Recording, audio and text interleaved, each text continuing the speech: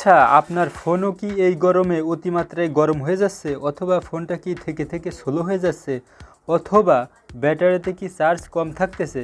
তাহলে জেনে নিন এর সহজ এবং সঠিক সমাধান। তো বন্ধুরা, আজকে আমি আপনাদেরকে এমন কিছু গোপন সেটিংস দেখাবো যেগুলো ইতিপূর্বে আপনি কখনোই জানতেন না। তো প্রথমে দেখাবো দুরান্ত কিছু সেটিংস। প্রথমে দেখাবো আমরা এই প্লে স্টোরের কিছু গোপন সেটিং। কোনো অ্যাপ্লিকেশন কিন্তু ইনস্টল করা লাগবে না। তারপরে আমি দেখাবো আপনাদেরকে ফাইল ম্যানেজার থেকে কিছু গোপন সেটিং, এরপরে ফোনের থেকে কিছু সেটিংস দেখাবো এবং কিছু টিপস আপনাদের মাঝে। তবে এত বক কিসের, আসুন না শুরু করি। প্রথমে আমি চলে যাচ্ছি প্লে স্টোরে। তো প্লে স্টোরের এই সেটিংসটি করার জন্য আপনার অবশ্যই একটু ডাটা কানেকশন থাকতে হবে, ওয়াইফাই হলেও চলবে। তো আমরা চলে যাচ্ছি এই যে প্রোফাইলের উপরে। ওকে, এই প্রোফাইলে আসার পরে এখানে দেখতে পাচ্ছেন যে manage app and device. Okay, manage app and device, এখানে আসলাম। এরপরে এখান থেকে আপনি যেটি করবেন এই যে ম্যানেজ। ওকে, এই ম্যানেজে আসলাম আমরা। এই ম্যানেজ থেকে এই যে এখানে দেখতে পাচ্ছেন যে ইনস্টলেড, মানে যেগুলো ইনস্টল করা আছে সমস্ত অ্যাপস আপনি এখানে দেখতে পাবেন। তারপরে হচ্ছে আমরা এখানে ক্লিক দিব, দিলে আমরা এখানে নট ইনস্টলেড দেখতে পাচ্ছি। আমরা এই নট ইনস্টলেড ক্লিকে দিলাম। এখন বন্ধুরা, আপনি এই যাবৎকাল সারা জীবনে এই ফোনে যতগুলো অ্যাপ্লিকেশন ইনস্টল করেছিলেন এবং সেগুলো আনইনস্টল করে দিয়েছেন যা আপনার প্রয়োজন পড়ে না, সেই অ্যাপ্লিকেশন বা অ্যাপসগুলো আপনি এখানে দেখতে পাচ্ছেন। এই কারণে কিন্তু আপনার ফোনের র্যাম এবং রমের উপরে প্রভাব পড়ে, অনেকটা জায়গা কিন্তু এরা দখল করে আছে। তো এর জন্য আমাদের এখান থেকে কিন্তু এগুলো ছুটাই দিতে হবে। এগুলো আমরা এখানে টিক মার্ক দিয়ে দিব, যেগুলো আমাদের প্রয়োজন নাই আমরা ইচ্ছাগুলো এখান থেকে আবার ইনস্টল করে নিতে পারি। তো এগুলো আমাদের এখন প্রয়োজন নেই, ঠিক আছে। তো আমরা এটা যদি আনইনস্টল রিমুভ করতে চাই তাহলে এই যে এগুলো টিক মার্ক দিয়ে দিলাম, এখান থেকে অলেও দিয়ে দিতে পারি, ঠিক আছে। তো আমি অল দিচ্ছি না, আবার আপনাদের দেখানোর প্রয়োজন পড়তে পারে। তো এখান থেকে কিছুটা সিলেক্ট করলাম। এরপরে এই যে এখানে মানে ডিলেটের একটা অপশন দেখতে পাচ্ছি, এখানে যদি আমরা চাপ দিই তাহলে দেখুন যে এখানে 9টা সিলেক্ট করা আছে। এই যে 9টা সিলেক্ট করা আছে, 30টা প্লাস ছিল, সেগুলো কিন্তু এই যে দেখুন 9টা অ্যাপ রিমুভেড, এই যে নিচেই কালো লেখার উপর আসছে। এই সেটিংসটা করলাম, ঠিক আছে। তো এখন আমরা এখানে আরও কিছু সেটিংস দেখবো। আবার প্রোফাইলে আসলাম। এরপর এখান থেকে এই যে এই সেটিংসে আসবো, এই মেন সেটিংসে। ওকে, এই সেটিংসে আসবো। এখান থেকে আমরা যেটা করব এই যে নেটওয়ার্ক পারফরমেন্স। ওকে, এখানে আসলাম। নেটওয়ার্ক পারফরমেন্সে আসার পরে এই যে অটো আপডেট অ্যাপ, এই যে এই অটো আপডেট অ্যাপে আসলাম।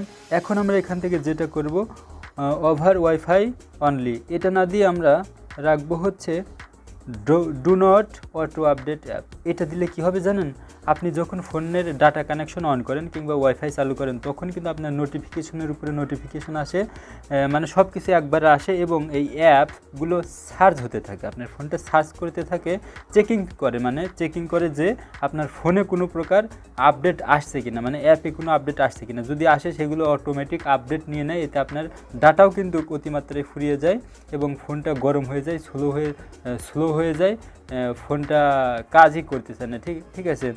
এরকম একটা সমস্যা এই ডোন্ট অটো আপডেট অ্যাপ, এর কারণে কিন্তু আপনার র্যাম রম দখল করে নেয়, ঠিক আছে। তো এইটা আমরা এখান থেকে বন্ধ করে দিব। আচ্ছা, আপাতত আমাদের এখানকার শেষ। আর এখানে আছে যে অটো ভিডিও প্লে, মানে আমরা যখন ভিডিও প্লে না করি ইউটিউবে ফেসবুকে যে অটোমেটিক ভিডিও প্লে হয়ে যায়, সেটা এখান থেকে আপনি বন্ধ অন অফ করে রাখতে পারেন। আচ্ছা, এখান থেকে আমরা এখন বেরিয়ে যাচ্ছি। এখন আমরা যে সেটিংসটা করব, এজন্য আসলাম আমরা মাই ফাইল বা আপনার এইচডি কার্ড যেখানে থাকে সেখানে আসবো। আসার পর উপরে এই যে মোর অপশন, আপনারা সবাই একে 3 ডট বলেন। তো এই মোর অপশনে আসলাম। আসার পরে এই যে সেটিংস, এই সেটিংস থেকে এই যে এখানে দেখতে পাচ্ছেন শো হিডেন সিস্টেম ফাইল। তো যে ফাইলগুলো আপনার হিডেন করা আছে, মানে হাইড করা আছে, গোপনে আছে, সেই ফাইলগুলো যদি আপনি দেখতে চান তাহলে এই অপশনটা এখান থেকে অন করে দিবেন। আপনাদের হয়তো অফ থাকবে, এটা অন করে দিবেন, ঠিক আছে। তো এটা অন করে দিলে আমরা একটু ব্যাকে যাই। ব্যাকে আসার পরে আমরা প্রবেশ করব হচ্ছে ইন্টারনাল স্টোরেজে, ফোনের মেমোরিতে। ওকে, ফোনের মেমোরিতে আসার পরে এখানে দেখবেন যে আপনাদের অ্যান্ড্রয়েড নামের একটা ফোল্ডার থাকে।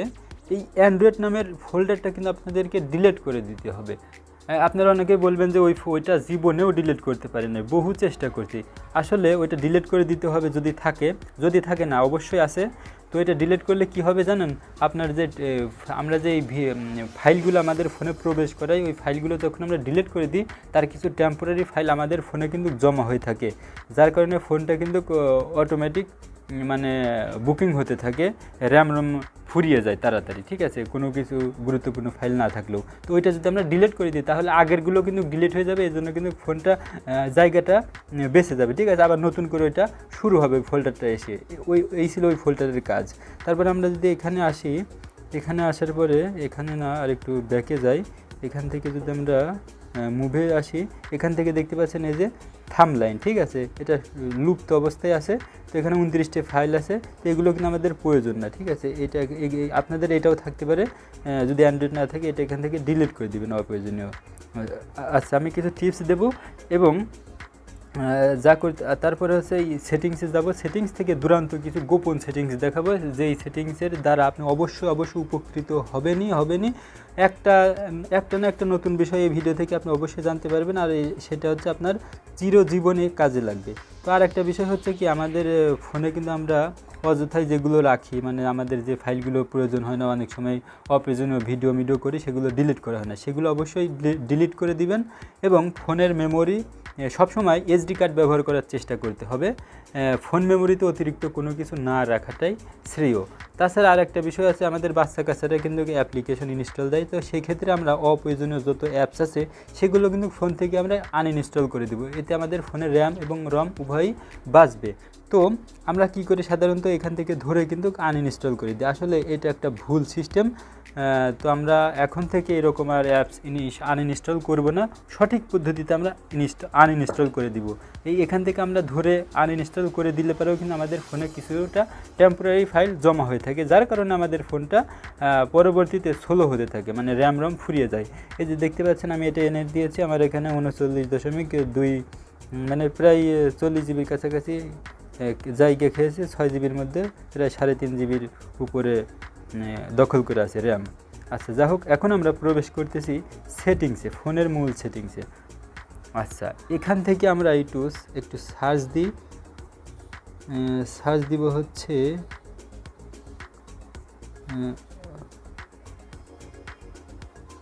AUTO, এখান থেকে আমরা অটো আপডেট লিখে সার্চ দিব। আচ্ছা, অটো, তো এখান থেকে যদি আমরা অটো আপডেট লিখে সার্চ দিই তাহলে আমাদের এখানে আসবে হচ্ছে অটো আপডেট অ্যাপ। এই অটো আপডেট অ্যাপে আমরা আসব। এখান থেকে আমাদের যা করতে হবে, এই যে অটো আপডেট অ্যাপ, এখান থেকে আমাদের এখানেও করে দিতে হবে নেভার, মানে কখনোই না, ঠিক আছে। অটো আপডেট আমরা চাই না, এটা খামাখায় আমাদের অজান্তে অ্যাপসগুলো আপডেট নিয়ে আমাদের ফোনের জায়গা দখল করে নেয়, আর আমাদের ফোনটা স্লো হয়ে যায়, হ্যাং হয়ে যায়, ব্যাটারি চার্জ দ্রুত ফুরিয়ে যায়, গরম হয়ে যায়, ঠিক আছে। আচ্ছা, এটা করলাম। আর একটা গোপন সেটিংস আছে, সেইটা এখন আমি আপনাদেরকে দেখাচ্ছি। তার আগে আর একটা বিষয় আছে, যে অ্যাপস কিভাবে আপনারা সঠিক পদ্ধতিতে আনইনস্টল করবেন যাতে ফোনের জায়গা দখল করে না থাকে। এই জন্য আমরা চলে যাচ্ছি এই যে অ্যাপ, ঠিক আছে। অ্যাপ আপনাদের এখানে থাকবে অ্যাপ ম্যানেজার, এরকম কিছু থাকতে পারে। তো অ্যাপে আসলাম, তো যে অ্যাপসটা আমরা আনইনস্টল করে দিতে চাই সেইটা এখান থেকে সিলেক্ট করব। এখানে একটু লোড নিচ্ছে, মানে সবগুলো অ্যাপস এখানে শো করবে, আপনার ফোনে যত অ্যাপস আছে, হ্যাঁ, ঠিক আছে। এখানে সব অ্যাপস দেখা যায় না, সব অ্যাপসই দেখা যায় যেগুলো আপনি সাধারণভাবে চোখে দেখেন, তাছাড়া গোপন কিছু অ্যাপস আছে সেগুলো এখানে দেখতে পাবেন। তো এখান থেকে আমরা যেটা আনইনস্টল করে দিতে চাই সেটাতে আসি। সাপোজ ধরুন আমি এই কল অ্যাসিস্ট্যান্ট এইটা আনইনস্টল করি, তো এইটা আমি সঠিক পদ্ধতিতে কিভাবে আনইনস্টল করে দিব যাতে আমার ফোনের জায়গা দখল করে না থাকে। এই অ্যাপে প্রবেশ করলাম, এখান থেকে হচ্ছে ফোর্স স্টপ করলাম, ফোর্স স্টপ করার পরে আর একটা কাজ আছে, ফোর্স স্টপ করার পরে একটু উপরে আসলাম, আসার পরে এই যে স্টোরেজ, ঠিক আছে, এই স্টোরেজে আসলাম। স্টোরেজে আসার পরে এখান থেকে ক্লিয়ার ক্যাশ করে দিবেন, তারপরে আছে ক্লিয়ার ডাটা করে দিলাম, ঠিক আছে। যে ডাটা ডিলিট হয়ে গেল, এই যে এখানে যে জায়গা দখল করেছিল 31 MB সেগুলো কিন্তু নেই, ঠিক আছে। তো এখানে এখন একটু ব্যাকে আসি, আসার পরে এই যে আনইনস্টল, এই আনইনস্টল, এখন এখান থেকে আনইনস্টল করে দিলেই কিন্তু হয়ে যাবে। তো আমি আপাতত রাখলাম, যদি আমার কাজে লাগে আপনাদের দেখালাম কীভাবে সঠিক পদ্ধতিতে আনইনস্টল করবেন। আশা করি বুঝতে পেরেছেন। আর একটা গোপন সেটিংস আছে, যে সেইটার জন্য আমাদের যা করতে হবে, এই যে এই ফোনে আসার পরে দেখতে পাচ্ছেন যে সফটওয়্যার অটো আপডেট, এটা হচ্ছে সফটওয়্যার আপডেট, এটা হচ্ছে ফোনের নিচের দিকে থাকে, ঠিক আছে। একেবারে ফোন স্ক্রল করে নিচের দিকে আসবেন, আসার পরে যে সফটওয়্যার আপডেট এখানে আসলাম। আসার পরে এখান থেকে দেখবেন যে এটা আপনাদের অন আছে, ঠিক আছে, এটা দেখবেন অন আছে, অটো ডাউনলোড নেভার ওয়াইফাই। ঠিক আছে, যখন ওয়াইফাইয়ের আওতার মধ্যে থাকবে তখন কি হবে, আপনার ফোনটা চেকিং চলবে যে ফোনের কোনো আপডেট আছে কি না। প্রতিবারই এই কাজটা হবে, যার কারণে আপনার ফোনটা দ্রুত স্লো হয়ে যায়। ঠিক আছে, তো আমার গতবার আপডেট আসছিল হচ্ছে কততে, যে 26শে এপ্রিল 2024। ঠিক আছে, 26শে এপ্রিল আসছিল, এই মাসে আসে নাই। তো এখান থেকে আমরা কিন্তু চেক করে নিতে পারি যখন আমাদের প্রয়োজন পড়ে। তো আমরা এটা এখান থেকে কিন্তু অফ রাখবো, তাহলে আমাদের ডাটা কিন্তু অনেকটা বেঁচে যাবে। আর এই ফোন গরম হওয়ার আর কিছু বিশেষ কারণ আছে, যে অতি গরমে কিন্তু এমনিতেই সবারই ফোন গরম হয়, চার্জ দিলে আর একটু বেশি গরম হয়। তো চার্জের হোকানে আবার আর একটা সিস্টেম আছে, সেই চার্জের কীভাবে চার্জ দিলে ফোনটা একটু স্লো মানে ফোনটা কম গরম হবে সেটা আমি একটু দেখিয়ে দিচ্ছি। তো এই ফোনের সবসময় র্যাম রম খালি রাখার চেষ্টা করবেন, এবং অতি গরমে কিন্তু ফোনটা, সবারই ফোন কিন্তু যত দামি ফোনই হোক না কেন একটু গরম হয়, র্যামটা বেশি থাকলে একটু কম গরম হয়।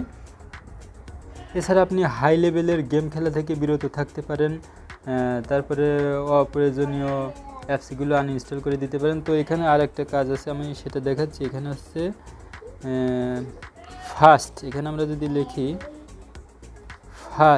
ফাস্ট চার্জিং, ঠিক আছে, এই যে ফাস্ট চার্জিং লিখে চার্জ দিলাম, এখানে এটা যদি আমরা অন করি তাহলে আমাদের কি হবে জানেন, এটা হচ্ছে আমাদের খুব শীঘ্রই মানে 1 ঘন্টার মধ্যে বা 1 ঘন্টার কম সময়ে কিন্তু ফোনটা চার্জ হয়ে যায়।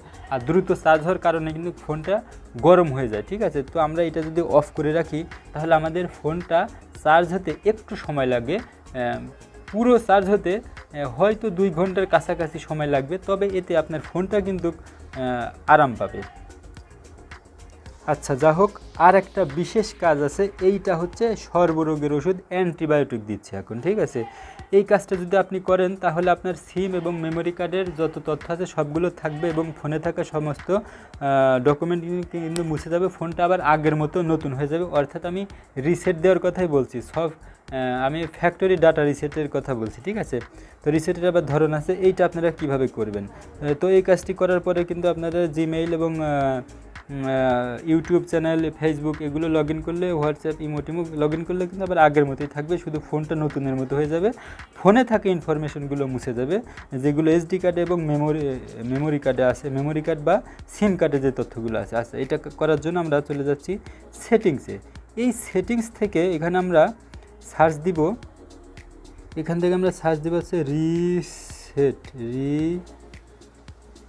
এই যে রিসেট। ঠিক আছে, এই যে রিসেটে যদি আমরা আসি, এখান থেকে আমাদের এই রিসেটটা দিলে কিন্তু হবে না, আমাদের আর একটা বিশেষ রিসেট আছে, সেই রিসেট। তো আমাদের যেটা দিতে হবে, আমরা রিসেট লিখে সার্চ দিলাম, এখানে দেখুন ফ্যাক্টরি ডাটা রিসেট চলে আসছে।